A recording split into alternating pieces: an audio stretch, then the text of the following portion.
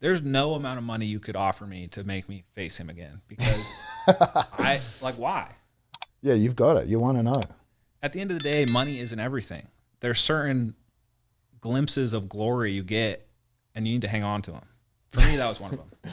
I love those ones where you beat a guy that's accomplished so much more than you, and it's like You get all his power. yeah, you've robbed it, his essence. They lose everything and take it. This actually brings me to another key point, which is like the jiu-jitsu system needs ELO ratings. Are you familiar with ELO ratings? No, So they use it in chess. It's like a way to like delineate who's better than who.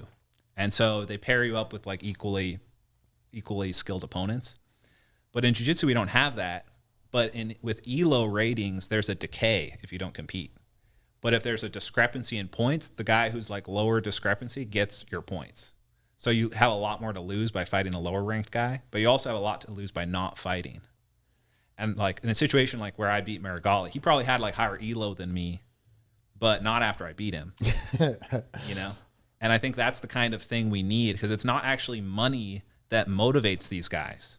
Maybe like once you start making some money in jiu-jitsu, it actually can like kind of like send your career off a cliff because then you're like motivated by money. But the best athletes in jiu-jitsu are starving. And that's when I was my best. Like the starving artist is a real trope that is like you can get into and like utilize. But I think the status of like a point-based system where it's like arbitrary points, internet points, not money, could be the thing that brings the incentive that everyone's been throwing money at. Like, oh, submission bonus, like we'll pay you more for this fight, bigger prize bracket, but the fights are all still shit. Yep. Right? Because it's like it's not the money that motivates people. You actually need to put just fake points. That's actually more valuable to the average guy is like a sort of like a gamified point system where they can say like, oh, we're collecting points. It'd be different if you put up your money. Like if we exchanged ELO for cash and everyone had to put their amount of cash up for each fight, the fights would be a lot more exciting because it's like our own money.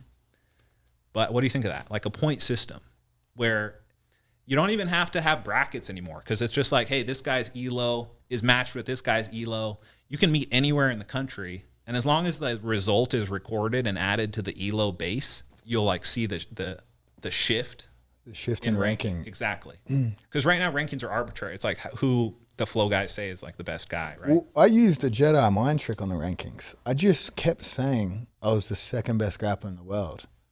And nobody argued with it. People will argue over who's the best, but they'll just accept who's second best. You know, I convinced an entire population of jiu-jitsu guys to like use a lapel the same way. You just say it over and over again and people start doing this. They believe in it. They believe in it. Yeah, if you say anything convincingly at a seminar, they will believe it.